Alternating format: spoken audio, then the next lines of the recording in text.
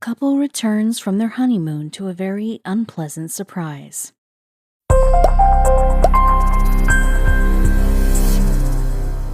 If there is one thing that people can understand, it's revenge. When someone has done you wrong and then you make them pay for it, it's a universally agreed thing that it's allowed as long as the punishment fits the crime.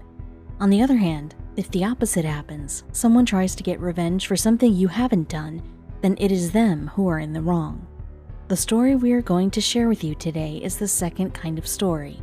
An innocent and lovely couple feels the wrath of someone that they hadn't even met. We begin our story with Thomas and Whistle, a music teacher that had just found the love of his life. Rebecca was everything that Thomas had been looking for. She was funny, smart, and most importantly, they shared the same passion for music. She was a music teacher as well. When their paths crossed while teaching in the same high school, Cupid did his magic. They quickly fell in love, and to the surprise of everyone, they decided to get married pretty soon after they had met. Their parents advised them against such a hasty decision, but they did it anyway. They had a nice small wedding consisting of close friends and family. Everything was going great, and the wedding was a success. What was left now was for them to start fulfilling their common dreams. They couldn't expect that their dreams would turn into nightmares. What they both wanted since they were young kids was to live somewhere closer to nature. They wanted to escape the stress-inducing cities and go somewhere to enjoy a calm and peaceful lifestyle. So they started looking for a house, day in, day out. They would look at advertisements and contact real estate agencies. One day, they finally found it. A beautiful house close to nature that they could feel was meant to be theirs. It was as secluded as they wanted, but close to the city as well, so they didn't have to go too far away if they wanted to do something. They inspected the house and everything looked in order. After a bit of thinking, they decided to buy the house. They would soon come to regret their decision. The first obstacle they had to overcome was making the down payment for the house. Of course, it was a lot of money that they would need to gather if they wanted the house, but they had no other choice. Both Rebecca and Thomas started giving private lessons to make the money they needed. Thankfully, the money they made combined with their savings were enough. Pretty soon, the house was theirs. They had worked hard to earn the money for the down payment for the mortgage, and they were both exhausted and in desperate need of a break. A few weeks after they had moved into their new house, they decided it was time to go for their honeymoon. Both of them had started to feel at home in this house, but they couldn't resist the temptation of going to an exotic place for a few days, and so they did. After some planning, their trip was all set. They were going to the Dominican Republic. They both loved the idea of spending 11 days in an exotic destination, so they decided that this small island nation was a fitting destination. They packed their things and said goodbye to their precious house. They had no idea that when they would return, everything would be different. They flew to Santo Domingo and stayed in the city for a couple of days. They experienced the local cuisine and culture. Everything was so different from what they were used to. They were having the time of their lives, swimming in the crystal clear beaches. Back at home, something was happening that was going to change their lives. After the 11 days had passed, they had to go back. They were really sad that they had to leave their little paradise, but at least the thought that they were going back to their beautiful house gave them some comfort. Soon they would be back in their backyard with its amazing view and feeling of comfort. Unfortunately, comfort and views were something that they weren't going to find when they returned home. After the long journey home, they took a cab from the airport to their house. They were both exhausted and filled with unforgettable memories. They were looking forward to getting back to their house and taking a long nap. The taxi pulled over outside of the address that the couple gave him. In the beginning, the couple thought that there had been a mistake. This wasn't how they remembered the place. After a bit of looking around, they realized what happened. Their house was still there, but there was a huge fence in front of it. How could this be, they wondered. They never wanted a fence built around their house. They never hired a construction crew to do it, especially a fence like the one that they were seeing right in front of them. There were many problems with it. When they tried to find where the fence ends so they can enter the house, they were shocked to find out that there was no point of entry.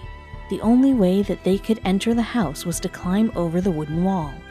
There must be some kind of misunderstanding. There should be some logical explanation for this story. At least that's what they thought. After they entered the house, they realized that the amazing view that their house had was gone. You couldn't see anything but the fence if you were on the first floor of the house. This was our dream home, and now it turned into a nightmare. It feels like we're imprisoned in our own house, Thomas claimed. They wanted to get to the bottom of this, and quickly. They called their real estate agent to try to get some answers. In the beginning, all they got was ignorance. Everyone was pretending that they had no idea why there might be a fence around their house.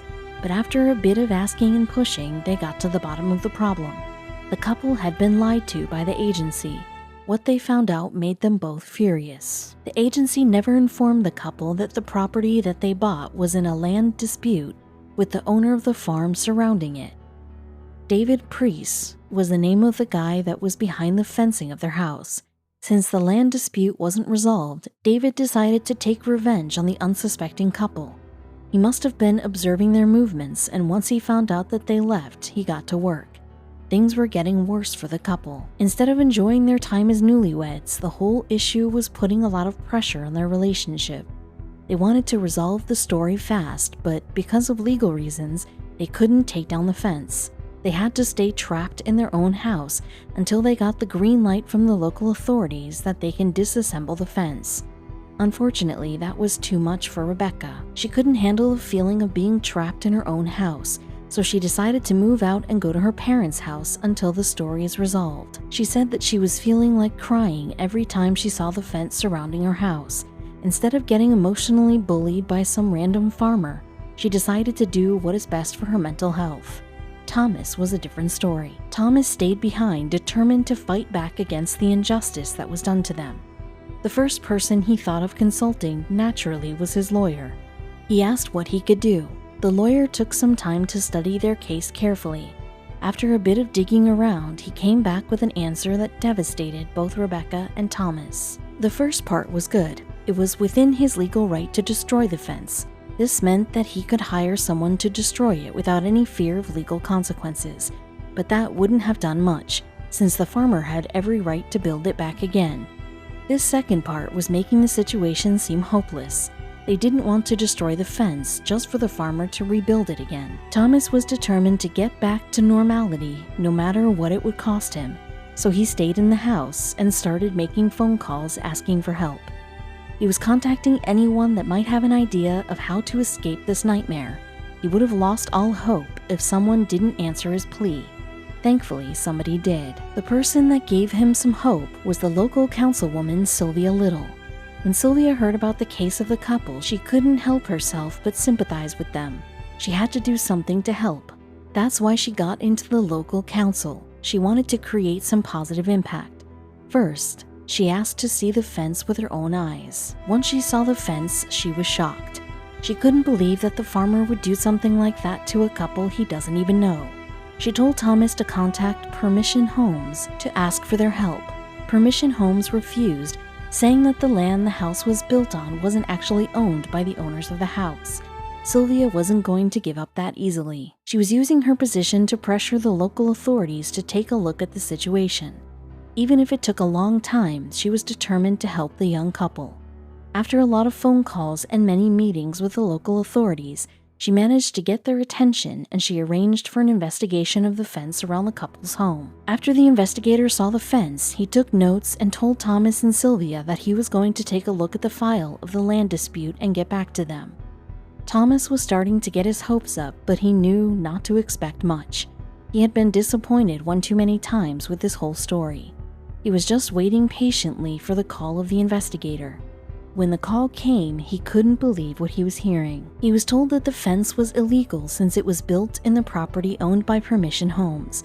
Thomas almost fainted upon hearing the news. That meant that they had every legal right to take down the wall. With the backing of the local authorities, they didn't have to be afraid of the farmer doing anything to them, since it was completely within their right to take the fence down. Quickly, they hired a crew to take down this fence that was destroying their lives. The satisfaction they felt when the fence was finally going down couldn't be described. Sylvia was there with them to observe the destruction of the fence. She was proud of the work she had done, and the couple was indebted to her for all of her help. Thomas and Rebecca shared their story online, and it grabbed the attention of the public.